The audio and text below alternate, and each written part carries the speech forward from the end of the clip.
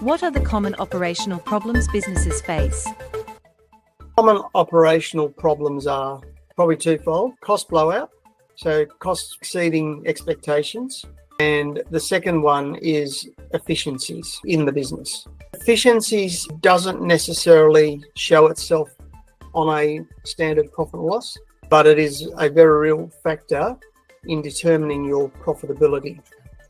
So to give you an example, if I'm a cabinet maker, for example, and I have worked out how much material I need to use to make a cabinet and how much time I need to make the cabinet. One of the things that as a business owner you've got to look at is how much material wastage is there.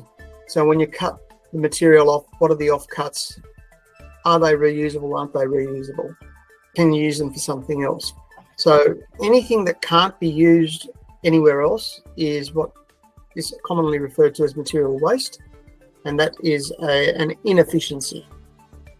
So in other words, if you only need something 1 metre by 1 metre in size, then you might look at the size of the original piece of timber or sheeting that you're cutting it out of and work out how many pieces can I cut out of that and how much of that am I going to lose.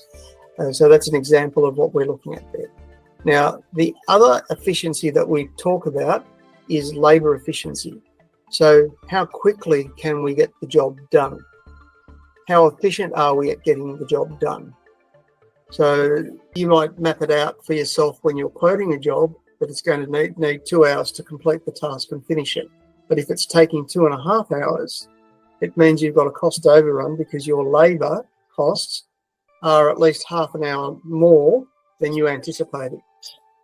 And then other operational things, are you utilising everything that you're actually spending money on? So for example, a classic one of where you can get some cost savings, if you like. You and I spoke about it in our own business recently, and that was subscriptions. But if you're not using it and you can't get any value from it, why have it and why spend the money?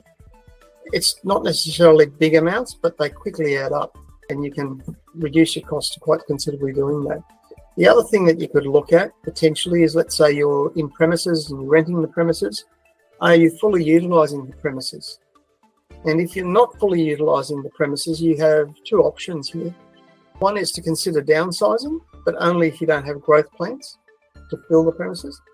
Or the second option is to sublet those premises so that you can get another tenant in there to take the bit that you're not using and generate an income from it. So that's another way of looking at reducing costs.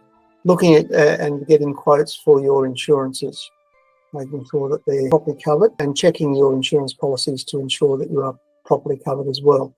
Because sometimes cheap is not necessarily cheap.